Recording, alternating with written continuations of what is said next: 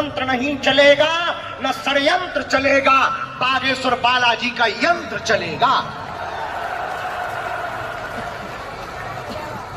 इस भारत में जितने भी तांत्रिक गंदी शक्तियां, ब्लैक मैजिक करने वाले लोग हैं, हम बहुत जल्दी ऐसी साधना करेंगे, हनुमान जी का नाम लेकर, गुरुदेव भगवान सन्यासी बाबा का नाम लेकर के, उस साधना के प्रभाव से एक ऐसा कवच, एक ऐसा स्थान बनाया जाएगा कि दुनिया की कितनी भी गंदी से गंदी शक्तियों से, कोई नकारात्मक ऊर्जा से, शैतानी बाधाओं से प्रग्रसित होगा, वो बागेश्वर धाम के वृक्ष के स्पर्श मात्र से, 21 पेशी करने मात्र से सदा सदा के लिए मुक्त हो जाएगा।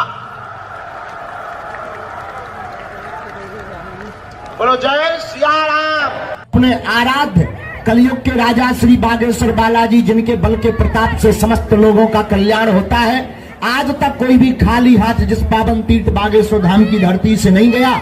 ऐसी दिव्य शक्तियों का तीर्थ जहां सन्यासी बाबा के 46,000 सिद्ध विराजमान हैं, ऐसी धरती से आप सबको खूब खूब आशीर्वाद है। सबका मंगल हो जाए, सबकी अर्जी स्वीकार हो जाए, आप सभी पर बालाजी की कृपा हो जावे। पर्चा की महिमा नहीं है, बालाजी की महिमा है। नारियल बांध दिया, परिक्रमा लगा लिए, पेशी करना प्रारंभ कर दिया, तो आज तक 3 पीढ़ियां गुजर गई, लाखों लोग, लगभग 6, 7, 8 साल से तो लाखों लोग आ ही रहे, आज तक कोई खाली हाथ नहीं गया। जाओ, तुम भी खाली हाथ नहीं जाओगे, पर कुछ पाने के लिए कुछ खोना तो, थोड़ा सा समय तो, अगली बार अर्जी लग जाए, फिर अगली बार लगाई जे है। हम यही हैं, अब हम जो है पर्चा चढ़ा के वहां पहुंच रहे, तुम लोग भी वहां पहुंचो।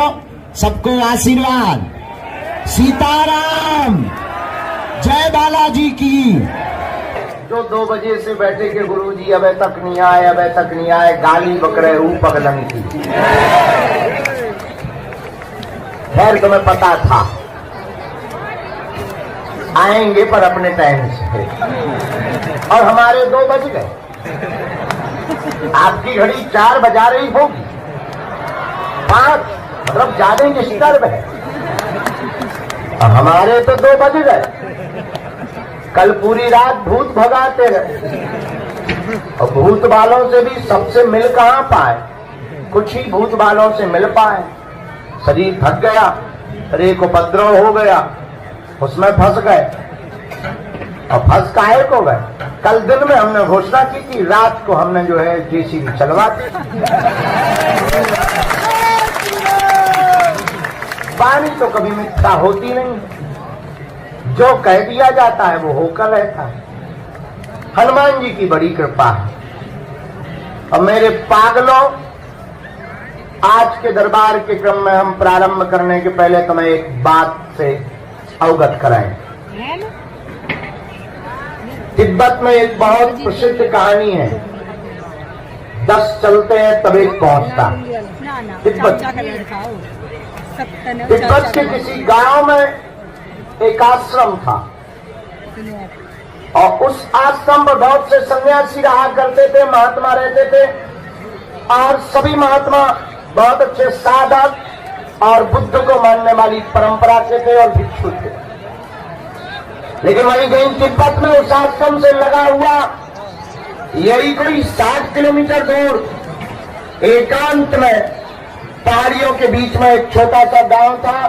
गांव के लोगों ने धर्म के प्रचार के लिए अपने गांव में एक छोटा सा और आश्रम बनाया। जब आश्रम बनकर के कंप्लीट हो गया तो गांव के लोगों ने खबर भेजी तिब्बत के आश्रम पर कि आपकी कृपा से ये छोटा सा आश्रम गांव में तैयार हो गया, अब कृपा करके एक सन्यासी हमारे पास भेज दीजिए, गुरु के रूप में जो यहाँ पर रहे, तो यहाँ पर धर्म का प्रचार करें और हम लोगों को सतमार्ग पर ले जाए।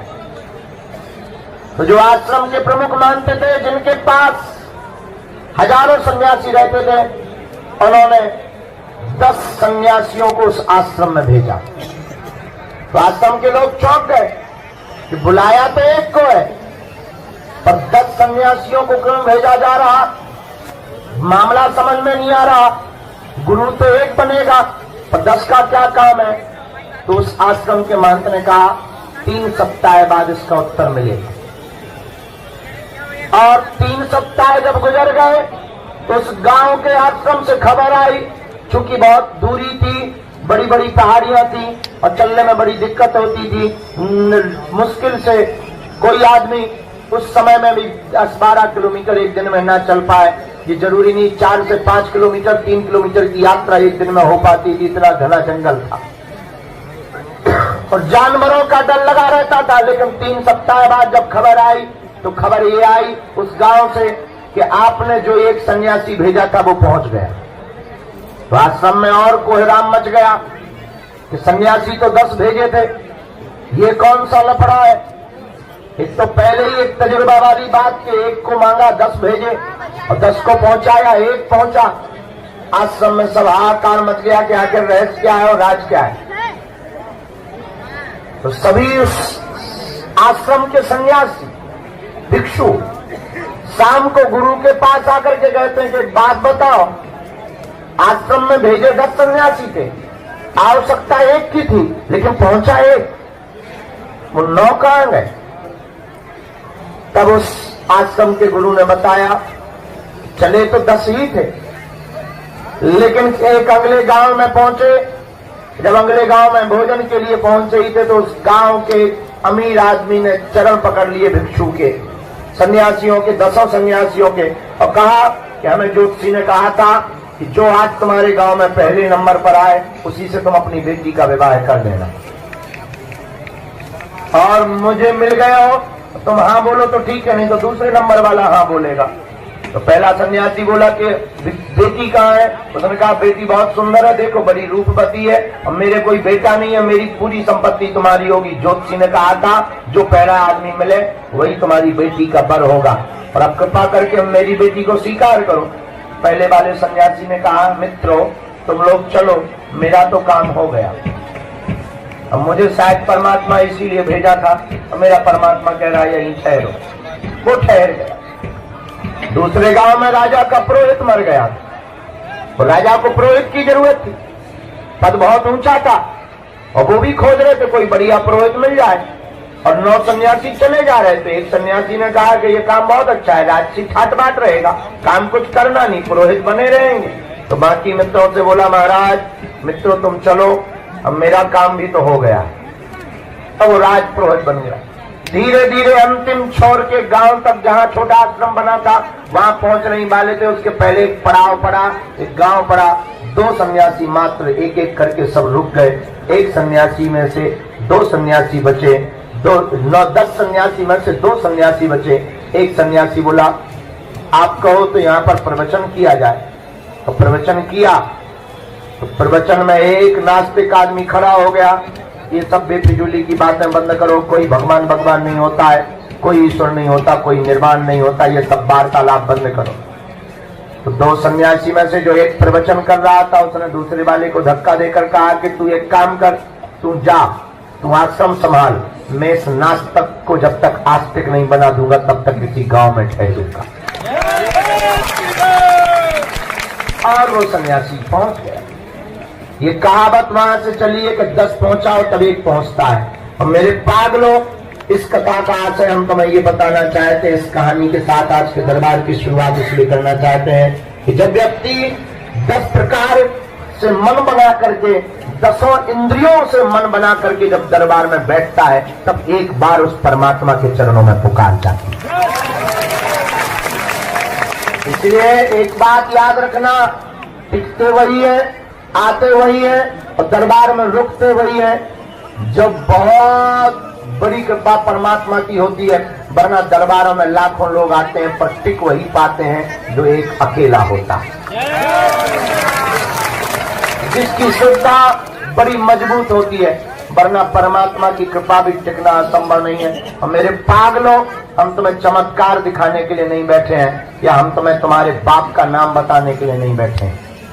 और तुम भी इतने बदमाश आदमी हो कि अपने बाप का नाम जानकर ऐसे ताली पीट कर भाग जाते हो जैसे तुमने कुंजी पा दी हो, और तुम अपने मन की बात जान करके ही भाग लेते हो। और मन की बातों से समाधान तुम्हारी होना होता तो तुम खुद कर लेते।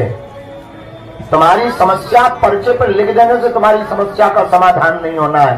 तुम्हारी पर्चे पर जो समस्या लिखी है उसका समाधान सिर्फ परमात्मा है और हनुमान है। अगर तुम हनुमान के हो जाओगे तो तुम्हारी हर समस्या का समाधान होगा। और पर्चा तो बहाना है। तुमने गांव में देखा होगा कोई मदारी आता है और जब जादूगर आता है और खेल दिखाना चाहता है तो पहले वो डमरू बजाता है। डमरू बजाता है तो सोए हुए लोग भी जाग जाते, चलो खेल वाला आया है, और ऐसे आंखें मीटते हुए कीचड़ साफ करते हुए खेल देखने बैठ जाते। अब खेल देखने लगते हैं, लेकिन मदारी तब खेल दिखाता जब डमरू बजाता है। पहले लोगों को बुलाता है। लोग हमसे पूछते हैं, बड़े बड़े जर्नलिस्ट, बड़े बड़े बुद्धिमान लोग, कि आप भारत में करना क्या चाह रहे हो? इतनी तबाही, इतनी क्रांति मचा रहे हो, आप करना क्या चाह रहे हो? हमने कहा, भारत में आज तक तथाकथित लोगों ने भारत के भोले भाले सनातनियों को भूत पकड़ाए हैं, और इन तथाकथित हलीउल्लाह वालों ने हमारे सनातनी हिंदू भोले भाले लोगों का धर्म परिवर्तन कराया है। हम भारत के लोगों को भूत नहीं, हम भारत के लोगों को भगवान पकड़ा करके जाए। भगवान का मतलब ये नहीं है कि तुम हमारे चरण पकड़ लो। और एक बात, कभी किसी के भी चरण पकड़ने से कल्याण नहीं होता। गुरु के चरण पकड़ो, एक बार पकड़ो तो छोड़ो मत, और पकड़ लिया तो मुड़ना मत। और मेरे पागलो, इंसान कभी भगवान नहीं हो सकता। भगवान सदा भगवान रहेगा। और तुम्हारी बुद्धिमत्ता इसी में है कि तुम इंसानों के चक्करों में और दरबारों के चक्करों में पड़ना बंद करो। अगर तुम जिंदगी की बहुत बड़ी कुंजी पाना चाहते हो तो आज की बात हमारी मान कर उठ जाओ और चढ़ जाओ मंदिर, जिनके बल पर हम धर्म विरोधियों को ललकारते हैं और तुम्हारे बारे में बता देते हैं। तुम भी उन्हीं हनुमान जी के सदा सदा के लिए हो जाओ। और अगर तुम भी सदा सदा के लिए हनुमान जी के हो जाओगे, अगर सदा सदा के लिए तुम भी हनुमान जी से जुड़ जाओ, सदा के लिए हो गए, तो तुम्हें लौट कर मुड़कर कभी पीछे नहीं देखना पड़ेगा। लेकिन मेरे पागलों, एक बात और याद रखना, इस कलिकाल के कलयुग में तुम सावधानी पूर्वक कदम रखना और माथा भी सावधानी पूर्वक टेका करो। तुम्हारी इतनी मति मारी गई है, तुम कहीं पर भी माथा टेक देते और हद हो गई। हमारे बगल में एक गंज है 5 किलोमीटर की दूरी पर, वहां के रहने वाले एक नाई हमारे बहुत प्रिय मित्र हैं, और अक्सर वो हमारे पास 4-5 साल पहले रोज आया करते थे। और रोज आकर के कुछ नहीं, गप्प लड़ाते थे। भीड़ कम होती थी तो बात करते थे, गप्प लड़ाते थे और चाय पिया करते थे। अक्सर जब कभी जरूरत पड़ती थी बाल की कटिंग कर देते थे। एक दिन बाल की कटिंग करते करते हमने कहा, यार एक बात बताओ। उसका नाम हमने डमरू रखा था। हमने कहा, डमरू एक बात बताओ, तुम्हारा मुंह लटका क्यों रहता है? बोले, गुरुजी क्या बताएं, हमारी जो दुकान है गंज में, उसके बाहर कोई रोज रात को गंदगी कर जाता, रोज रात को। हमने कहा, होगा कोई तुम्हारा दुश्मन। अरे बोले, दुश्मन की छोड़ो, ये बताओ वो मिटेगा कैसे, काम बंद कैसे होगा? हमने उसको उपाय क्या गजब का दे दिया, आज तक हमारा चेला। हमने उसको कहा, एक बात बता, आसपास कोई पत्थर है वहां? बोला, हाँ एक छोटा सा पत्थर है। हम कहा, तेरे पास में लाल कलर का कोई कलर है? इंगोर, श्री, रोली? बोले है। हम कहा, ठोक दे उस पर, लगा दे। बोले, उससे क्या होगा? हम तो चुप रहे यार, सुन तो। हमने कहा, तेरे पास में कुछ नारियल की खोपड़ियां हैं? नहीं है। हमने कहा, यहां से भर के ले जा। एक बात बता, अगरबत्ती है? बोले, अगरबत्ती से। हम कहा, जली हुई लगा दे, बुझी बुझाई। बोले, उससे क्या होगा? अरे हम कहा, तू लगा के तो देख यार। और 10-15 दिन बाद नवरात्रि हो, नवरात्रि के बाद दशहरा हो, दशहरा के बाद वो फिर आया।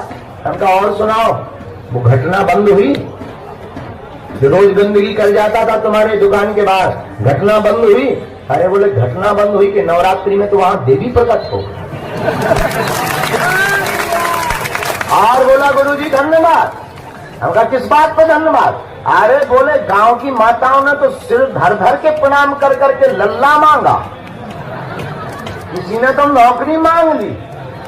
अब बोले, गुरुजी क्या कहना तुम्हारे तजुर्बे का? हम कहा, क्यों? अरे बोले, ये 5 का सिक्का लो हमसे। हम कहा यार 5 का सिक्का क्यों दे रहा? अरे बोले पूरे 10 दिन में रोज 11 से 12 रुपया चढ़ोतरी भी आती। एक कटिंग निकलती थी, एक कटिंग के उस जमाने में बाल कटिंग से उस जमाने में 10 रुपया से ज्यादा ही नहीं था, 5 या 10 रुपया। बोले गुरुजी आपकी कृपा से रोज एक कटिंग निकलती थी। तो हम आपको ये कहना चाहते हैं कि हम सनातनी लोग हैं, हम तो पत्थर में भी परमात्मा प्रकट कर लेते हैं।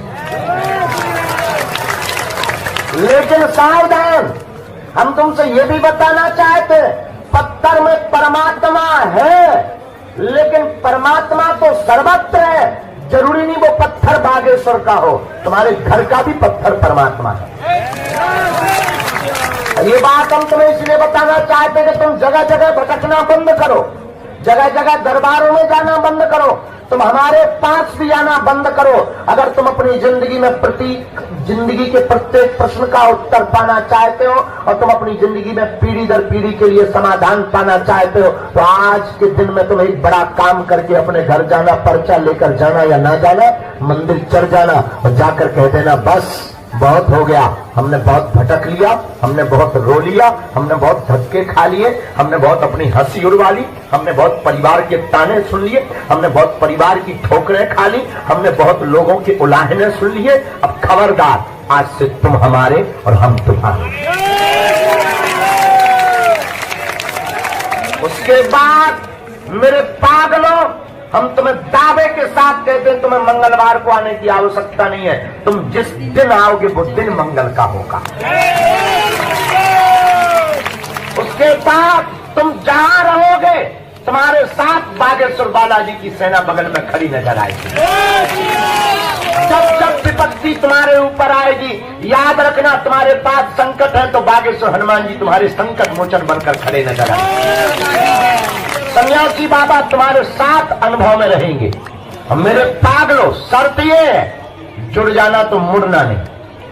और इसका मतलब ये नहीं तुम बागेश्वर धाम से जुड़ो, मेहंदीपुर बालाजी से जुड़ो, सालासर बालाजी से जुड़ो, अरे जहां तुम्हारा मन करे मेरे पागलों जुड़ो। याद रखना, बरसात आती है तो बरसात में कोई काम करना हो, परेशानी बहुत जा रही हो, भीगना ना हो, तब क्या किया जाता है?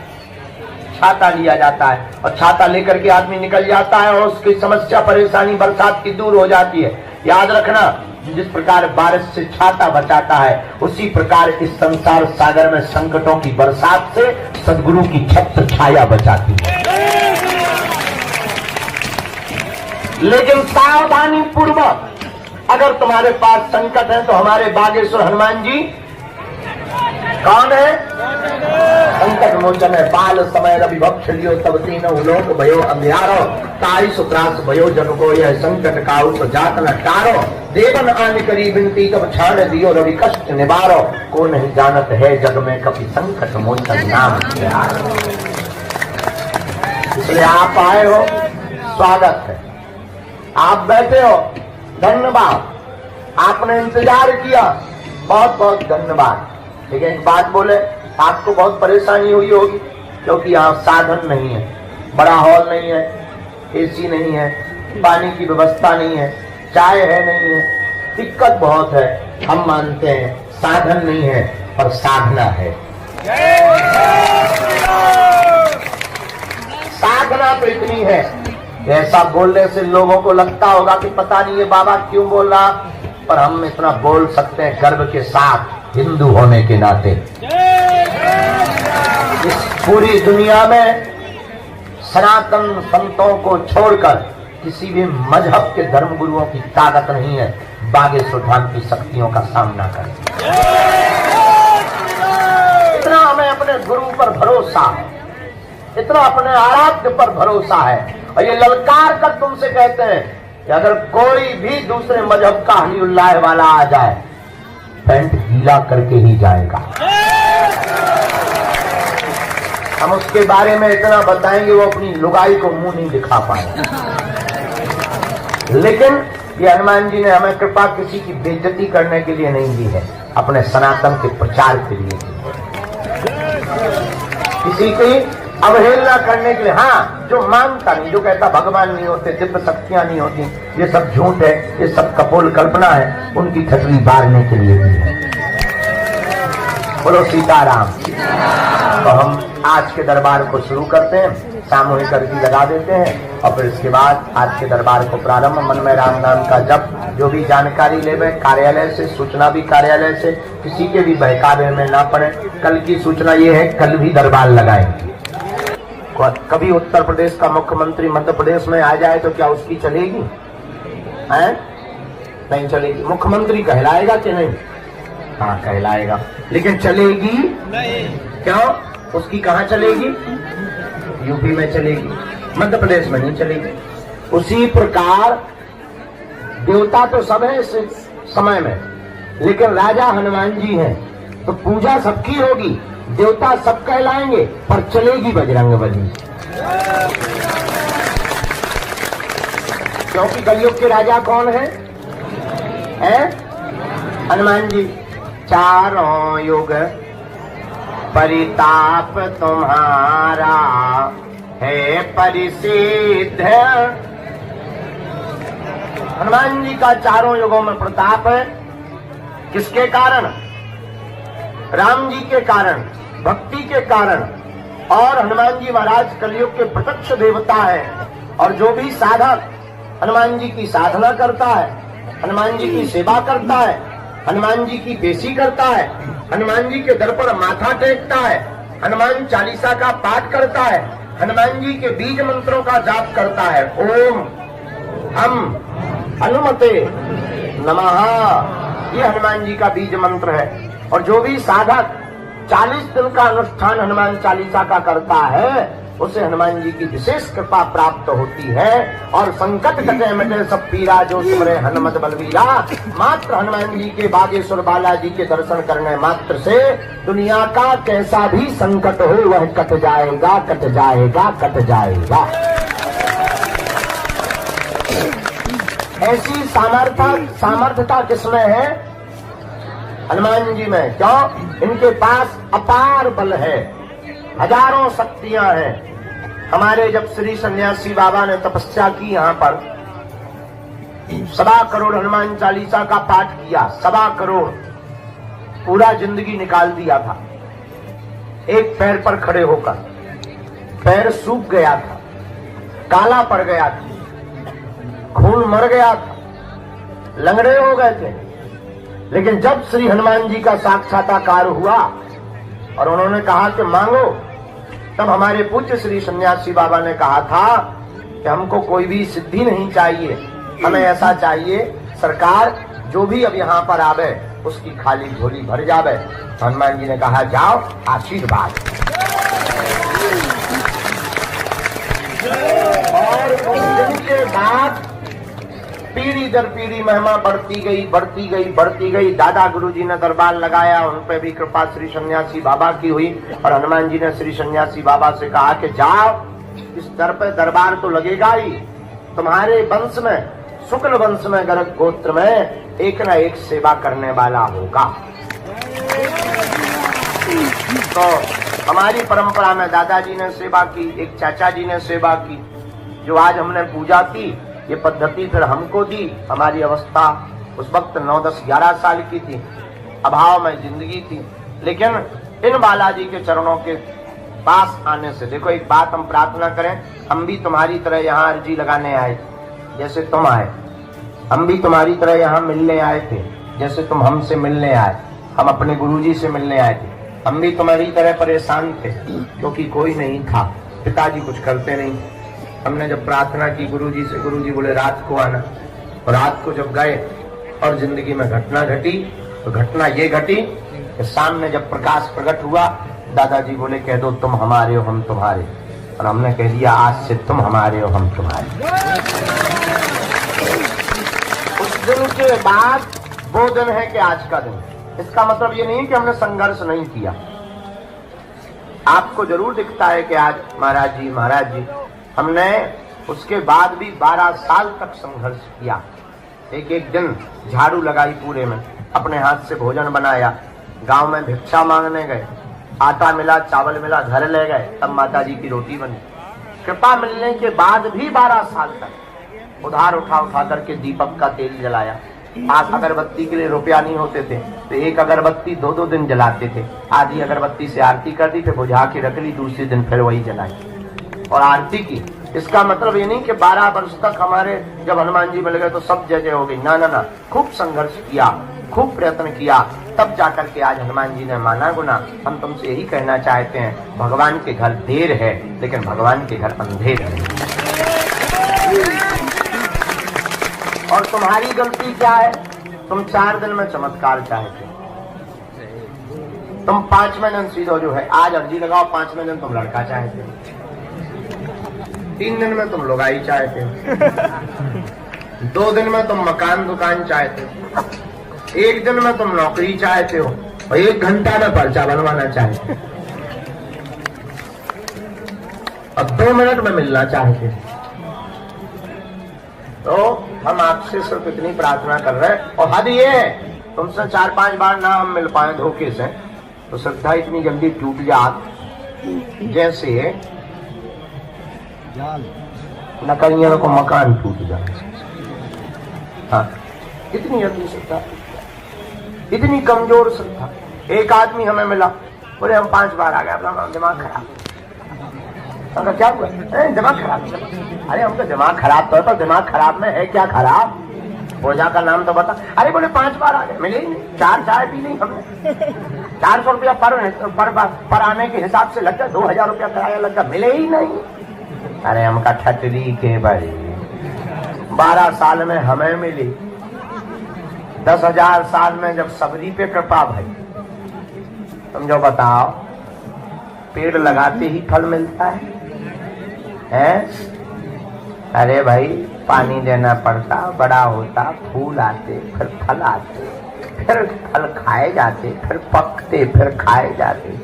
अब तुम आते ही तुमने नारियल बांधो नहीं और ठोक दो, हो जा बजरंग बली खड़ा। जैसे ग्रेनाइट की चट्टान न हो हनुमान जी। अरे भाई आपने अर्जी लगाई, देखो गफलत से जो डर जाए वो जेर नहीं होता, अपनी ताकत पर जो इतराए वो शेर नहीं होता। दरबार में बागेश्वर बालाजी के आकर मायूस ना हो बंदे, यहाँ देर तो होती है पर अंधेर नहीं होता। देर लगेगी, अब देर इसलिए लगेगी कि एक बात बताओ, कई लोग 1-1 साल से आ रहे हैं, उन्हें पहले मिला जाएगा तुम्हें। जो परेशान है देर लगेगी, हाँ अंधेर नहीं होगा। सारा भारत के लोगों हम तुमसे प्रार्थना करें, इसको बढ़वाओ। हमारी हाथ में प्रार्थना है, बात गांठ बांध करके तुम घर जाना। धोखे धंधे से तुम आ तो गई हो दरबार में, बैठ भी गए धोखे से। और कुछ लोग तो YouTube के चक्कर में आए, कुछ लोग किसी के बताने के चक्कर में आए, कुछ लोग टीवी के चक्कर में आए। हम तुमसे यही प्रार्थना करते हैं कि तुम चमत्कार के चक्कर में हमारे पास बिल्कुल मत आया करो। सबसे बड़ा चमत्कार तो यही है कि तुम इंसान हो, और इससे बड़ा कोई चमत्कार नहीं। और दूसरी बात, तुम केवल चमत्कार के चक्कर में या मन की बात जानने आए हो तो तुमसे घाटे वाला सौदा कोई नहीं कर रहा है। हमें तो हंसी इस बात पे आती है कि तुम अपने ही प्रश्न सुनकर के ताली पीटते हो, अपनी बातें सुनकर तुम ताली पीटते हो मेरे पागलो।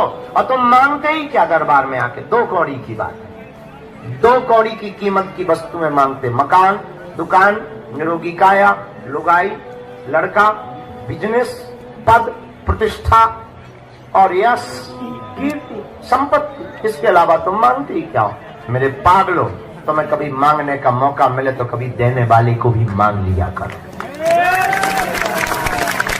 हनुमान जी से कभी मांगने का मौका मिले तो कह दिया करो, आज से तुम हमारे और हम तुम्हारे। उसके बाद मेरे पागलों, हम तुम्हें वचन दे करके कहते हैं, जब बैंक अपने बाप का होगा तो ATM की क्या आवश्यकता?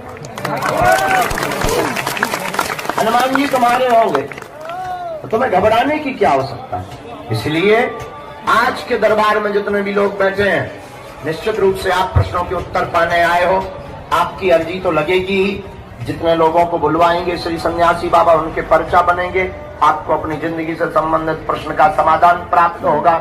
लेकिन एक बात हम आपसे प्रार्थना कर देते हैं, विनम्रता पूर्वक दरबार में पर्चा के चक्कर में मत आया करो, हनुमान जी की चर्चा के चक्कर में आया करो। पर्चा से आपका सिर्फ एक समस्या का समाधान होगा, लेकिन हनुमान जी की चर्चा से आपकी प्रत्येक समस्या का समाधान होगा। अब आपको निर्णय करना है कि आपको पर्चा बनवाना है, एक समस्या का समाधान पाना है, या प्रत्येक का। तुम्हें लगेगा कि हमें तो भगवान दिखाई नहीं पड़ते, उत्तर कोई दे नहीं रहा, और तुम्हारे मन में कीड़ा भर चुका है कि जब तक पर्चा नहीं बनेगा शायद तब तक काम नहीं होगा। ये तुम्हारा कीड़ा वैसा बैठ चुका है दिमाग में। और मेरे पागलों, अगर तुम्हारे पर्चों से चमत्कार होते होते तो जो पर्चा छापने की मशीन जिसके पास है वो चमत्कार कभी बाहर नहीं निकालने देता। अगर तुम्हारे पर्चा से चमत्कार होते, तुम्हारी मूर्तियों से चमत्कार होते, तो मूर्ति बनाने वाले कभी मंदिरों में चमत्कार नहीं धरने देते, वो अपने घर पर ही चमत्कार रख लेते। फिर तुम पूछोगे चमत्कार कहाँ है? मेरे पागलों, चमत्कार पर्चा में नहीं, हनुमान जी की चर्चा में है। चमत्कार मूर्ति में नहीं, परमात्मा के प्रति विश्वास में है। इसलिए आज के दरबार में अगर तुम जिंदगी भर भटकना नहीं चाहते हो, अगर तुम दर दर दरबारों में जाना नहीं चाहते हो, अगर तुम चाहते हो कि तुम्हारी कोई हसीना हो रहा है, अगर तुम चाहते हो कि सदा सदा के लिए हनुमान जी हो जाए, और हम तुम्हें 2 कौड़ी का चमत्कार दिखा करके भगाने या बुलाने नहीं आए, न भीड़ जोड़ने आए हैं, न तमाशा दिखाने आए, न प्रदर्शन करने आए, न तुम्हारे बाप का नाम बताने आए। मेरे पागलों, हमारा उद्देश्य है कि तुम्हारी पीढ़ी दर पीढ़ी हनुमान जी से जुड़ जाए और तुम्हारी प्रत्येक समस्या का समाधान हो जाए। हम चाहते हैं तुम्हें दरबारों में न भटकना पड़े, हम चाहते हैं कोई तुम्हारी खिल्ली ना उड़ाए, हम चाहते कि तुम मजाक के पात्र ना बनो, हम चाहते तुम्हें तांत्रिकों के चक्करों में ना पड़ना पड़े, हम चाहते तुम्हें गुरुओं के चक्करों में भी माथा ना पीटना पड़े। एक परमात्मा, एक गुरु, एक आराध्य से ही तुम्हारी प्रत्येक समस्या का समाधान हो जाता है। और इस भारत में आज तक तथाकथित लोगों ने तुम लोगों को सिर्फ भूत पकड़ाए हैं। बड़े बड़े पढ़े लोग हमसे पूछते हैं कि आप भारत को देना क्या चाहते? मेरे पागलों, आज तक तुम्हें भूत पकड़ाए गए। भूत का मतलब पास, बीता हुआ कल, बीती बिछड़ी पिछड़ी बातें, वही घिसी पिटी पुरानी बातें, वही लच्छेदार बातें, वही बड़ा बड़ा डर, बड़ा बड़ा भय, बड़ी बड़ी विचित्र विचित्र बातें। इसका मतलब तुम्हें भूत पकड़ाए गए। लेकिन हम भारत के लोगों को भूत नहीं पकड़ाएंगे, हम भारत के लोगों को भगवान पकड़ा करके। भगवान का मतलब सकारात्मकता, पॉजिटिविटी। भगवान का मतलब एक दरबार में माथा टिकाने के बाद दुनिया में कहीं तुम्हें मुड़ करके ना देखना पड़े। और तुम कब तक भटकोगे, कब तक तुम अपने माथे में छाले पड़वाओगे, कब तक तुम दरबारों को बदलोगे? और मेरे पागलों, हम तुमसे ये भी प्रार्थना करेंगे, कोई भी धर्म गुरु नहीं कह सकता, लेकिन हम प्रार्थना करेंगे तुम हमारे भी चक्कर में मत पड़ो। पढ़ना ही है तो तुम जिनके बल पर हम धर्म विरोधियों को ललकारते हैं, ऐसे बागेश्वर हनुमान जी के चक्कर में पड़ो। क्योंकि इंसान सदा धोखा देता है, और शायद हम तुम्हें धोखा दे पाए, शायद तुम्हारी बात हम तक ना पहुंच पाए, और शायद तुम जो मनो मस्तिष्क में मन बना करके आए हो वो पूरा ना हो पाए। जरूरी नहीं है कि तुम्हारी बात हमारे पास पूरी हो जाए, लेकिन तुम्हें मौका मिला ही है दरबार में आने का, और खाली तोता लेकर के मत चले जाना, वरना तुम्हें पछताना पड़ेगा। एक काम करना, तुम हमसे पूछो कि पूरी जिंदगी में कुंजी क्या है परमात्मा को पाने की, चढ़ जाना मंदिर, बागेश्वर हनुमान जी को देख करके कह देना बस बहुत हो गया।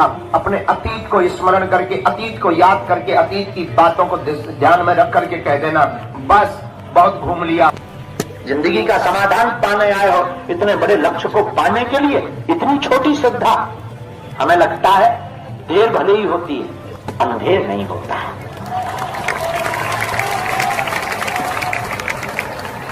एक महात्मा शायरी सुनाते थे बहुत बड़ी अच्छी। वो कहते थे आज नहीं तो कल इकरार होगा, आज नहीं तो कल इजहार होगा। इजहार मतलब समझ जाओ, हम क्या बताएं।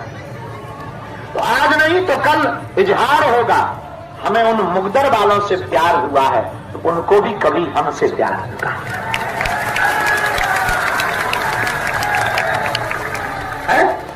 तो आप दरबार में आकर बैठे, 2-5 बार में नहीं भी अर्जी लगी, ये मत सोचना कि भगवान आपसे नाराज है या हम मुंह देखी कर रहे। नहीं, हम वही कर रहे जो वो हमसे करवा रहे। भगवान आपसे नाराज नहीं है, वो आपको बार बार बुला रहे।